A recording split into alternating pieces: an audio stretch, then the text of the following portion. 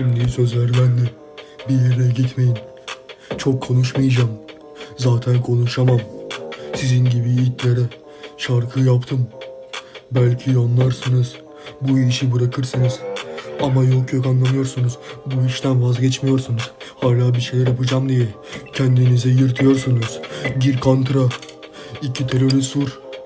Onlardan ne farkın kaldı? Yaptığın bir sürü şarkı. Kendini iyi gösterdin. Ama hiçbir işe yaramadın. Şimdi ben sana söz yazıyorum. Biraz akıllan diye.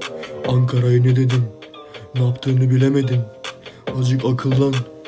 Bu işleri bırak. Yoksa öldüreceğim seni. Hiç geçmeden. Ey Japon kafayı. Entante.